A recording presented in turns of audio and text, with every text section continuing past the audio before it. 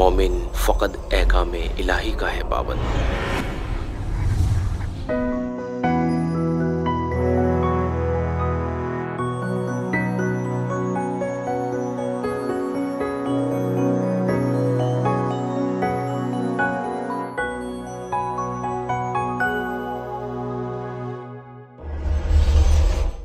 بسم اللہ الرحمن الرحیم۔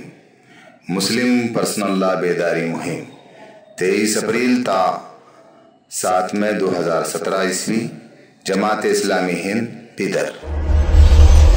مسلم پرسنل لا کیا ہے؟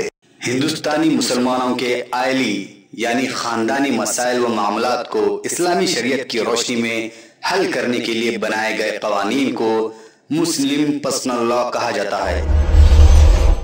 اب دیکھتے ہیں مسلم پرسنل لا میں کون سے مسائل شامل ہیں۔ یوں تو مسلم پرسنل لا میں کئی مسائل شامل ہیں، لیکن ہم یہاں پر ان 10 مسائل کو پیش کر رہے ہیں جن کے لیے تمام مسلمان فکر مند ہیں۔ نمبر 1 نکاح، نمبر 2 طلاق، نمبر 3 خلا، نمبر 4 مبارطہ، نمبر 5 فسخ نکاح، نمبر 6 حضانت، نمبر 7 ہبہ، نمبر 8 وصیت، نمبر 9 وراثت، نمبر 10 متبنہ وغیرہ۔ مسلم پرسنل لا کی قانونی حیثیت کیا ہے؟ 1937 عیسوی میں شریعت اپلیکیشن ایکٹ منظور ہوا، جس کی روح سے اگر دونوں فریقین مسلمان ہوں تو ان کے معاملات جیسے نکاح، طلاق، خلا، مبارات، فسخ نکاح، حضانت، ہبہ، وصیت، وراثت وغیرہ کا فیصلہ اسلامی شریعت کے مطابق ہوگا۔ ناظرین، اب ہم جاننے کی کوشش کریں گے کہ مسلم پرسنل لا کی شرعی حیثیت کیا ہے۔ وَأَنِحْكُمْ بَيْنَهُمْ بِمَا أَنزَلَ اللَّهُ وَلَا تَتَّبِعْ أَهْوَاءَهُمْ وَاحْذَرْهُمْ أَن يَفْتِنُوكَ عَن بَعْضِ مَا أَنزَلَ اللَّهُ إِلَيْكَ، سورہ مائدہ 49۔ پس اے نبی صلی اللہ علیہ وسلم، تم اللہ کے نازل کردہ قانون کے مطابق ان لوگوں کے معاملات کا فیصلہ کرو اور ان کی خواہشات کی پیروی نہ کرو۔ ہوشیار رہو کہ یہ لوگ تم کو فتنے میں ڈال کر اس ہدایت سے ذرہ برابر منحرف نہ کرنے پائیں جو خدا نے تمہاری طرف نازل کی ہے۔ اب ہم جانیں گے مسلم پرسنل لا میں تبدیلی کے لیے چلائی جانے والی تحریکوں کی بنیاد کیا ہے۔ دستور ہند کی دفاع 44 کے تحت یکساں سول کوڈ نافذ کرنا، تمام مذاہب کے آئلی قوانین کا خاتمہ کرنا، خاص کر مسلم پرسنل لا کو پوری طرح ختم کرنا۔ مزید مسلم پرسنل لا کا مطالعہ کرنے سے قبل اب ہم جاننے کی کوشش کریں گے کہ دستور ہند کی دفعہ 44 میں کیا کہا گیا ہے۔ The state shall endeavor to secure for citizen a uniform civil code throughout the territory of India۔ ریاست کوشش کرے گی کہ پورے ملک میں شہریوں کے لیے یکساں سول کوڈ ہو۔ دستور ہند کے دفعہ 25 میں کیا کہا گیا ہے؟ تمام لوگوں کو یکساں طور سے ضمیر کی آزادی حاصل ہوگی اور اپنے مذہب کو آزادانہ طور پر اختیار کرنے، اس پر عمل کرنے اور اس کی تبلیغ کرنے کا بھی حق حاصل ہوگا۔ Freedom of religion, fundamental rights. ناظرین، اب ہم دیکھیں کہ اسلام نکاح کے بارے میں کیا رہنمائی کرتا ہے۔ النکاح من سنتی، نکاح کرنا سنت ہے۔ نکاح کے مقاصد: نمبر 1 عصمت و عفت اور اخلاق کی حفاظت ہو۔ نمبر 2 زوجین کے درمیان مقدس رشتہ الفت قائم ہو۔ نمبر 3 صالح اولاد کا حصول ہو۔ کیا اسلام میں ایک سے زائد بیویاں رکھنے کی اجازت ہے؟ एक से जायद औरतों से निकाह पर यहूदियत, ईसाईयत, हिंदू मत और इस्लाम का इत्तिफाक है। अलबत्ता इस्लाम के अलावा दूसरे मज़ाहिब के यहाँ इस सिलसिले में कोई शर्त नहीं मिलती। शर्त यह है मर्द दोनों बीवियों के हुकूक अदल व इंसाफ के साथ अदा करने को तैयार हो।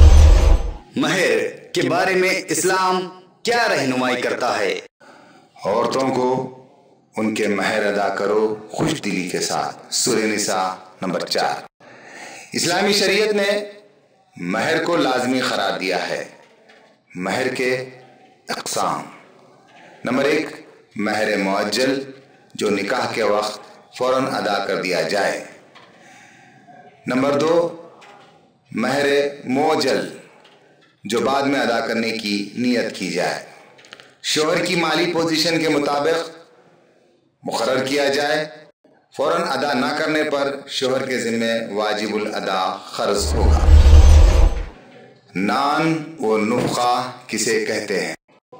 पहली बात तो ये बताई गई कि शोहर का फर्ज है कि अपनी हैसियत और माली पोजीशन के मुताबिक अपनी बीवी के ताम व क़याम और दीगर अखराजात की किफ़ालत करे। और दूसरी बात, ना शोहर के लिए मुनासिब है कि अपनी माली हैसियत से कम दे और ना बीवी के लिए मुनासिब है कि शोहर की माली हैसियत से ज्यादा का मुतालबा करे। अब हम जानने की कोशिश करेंगे कि तलाक के बारे में इस्लाम क्या रहनुमाई करता है। अब गज़ल मुबाहात। हदीस शरीफ: जायज़ चीज़ों में सबसे ज़्यादा नापसंदीदा चीज़। इस्लामी शरीयत ने तलाक को आखिरी चाराए कार मुकर्रर किया है। बैक वक्त 3 तलाक देने को गुनाह करार दिया है। बिला वजह तलाक देना अपने हक़ व इख्तियार का बेजा इस्तेमाल करना है। सुन्नत के मुताबिक तलाक का सही तरीका क्या है?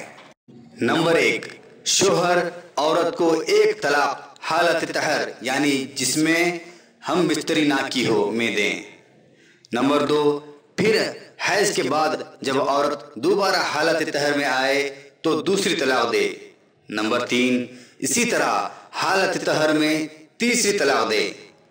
हालत तहर क्या है? जब औरत हैज से पाक रहती है। शर्त, इस मुद्दत में औरत के साथ हम बिस्तरी ना करें। एक ही निशिस्त में एक साथ 3 तलाक देना कैसा है? एक ही वक्त में 3 तलाक देना बिदअत और गुनाह है। माशरे में ये गलतफहमी, नादानी और जहालत है कि 3 तलाक दिए बगैर तलाक नहीं होती। दस्तावेज लिखने वाले भी 3 तलाक ही लिखते हैं और समझते व समझाते हैं कि 3 तलाक लिखे बगैर तलाक नहीं होती।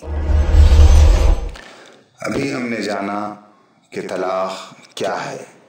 आइए जानते हैं खुला किसे कहते हैं। पहली बात कि ज़ौजैन के दरमियान निबाह मुमकिन ना होने की सूरत में अलहदगी के लिए जिस तरह शरीयत ने मर्द को तलाक का हक दिया है, उसी तरह औरत को खुला का हक दिया है। और तलाक और खुला में फर्क यह है कि तलाक की सूरत में शोहर को हक नहीं कि वो बीवी को दिए गए महर को वापस ले, लेकिन अगर औरत शोहर से खुला चाहे तो वो महर वापस ले सकता है। इस्लामी कानून विरासत के उसूल क्या हैं? नंबर 1, कोई शख्स किसी की जिंदगी में इसका वारिस नहीं होता।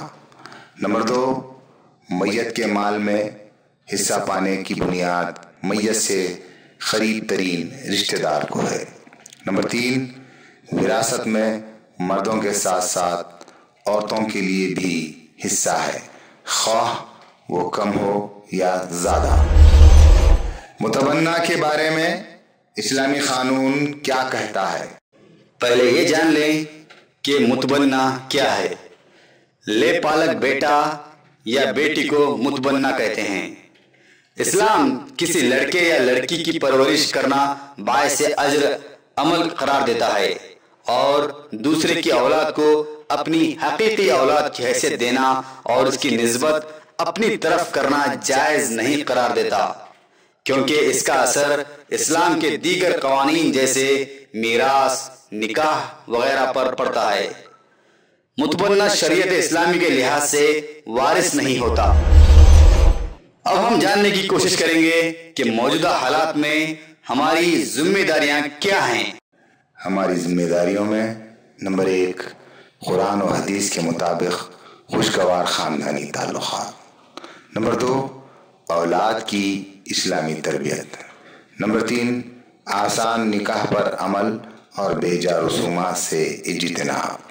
نمبر 4، کونسلنگ سینٹرز، شرعی پنچایت اور دارالخضا کا قیام اور اس کے ذریعے مسائل کا حل۔ نمبر 5، میڈیا کے ذریعے پھیلائی جانے والی غلط فہمیوں کا ازالہ۔ نمبر 6، دوسروں کو علم دین سے آراستہ کرنے کی کوشش۔ نمبر 7، دینی اجتماعیت کے ذریعے شریعت اسلامی کی تفہیم۔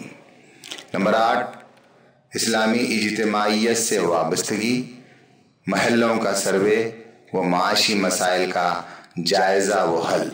نمبر 9، خواندہ اور ناخواندہ طبقات میں اسلامی آئلی تعلیمات کی تفہیم۔ نمبر 10، مساجد میں اسلامی تعلیمات، عبادات اور مسائل کے حل کے لیے خواتین کی تربیت۔ جزاک اللہ خیر۔ مومن فقط احکام الہی کا ہے پابند۔ اسلام اللہ کا دین ہے اور زندگی گزارنے کا بہترین طریقہ۔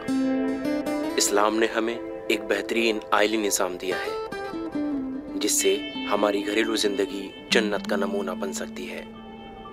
لیکن کیا ہم اس بہترین نظام کو جانتے ہیں؟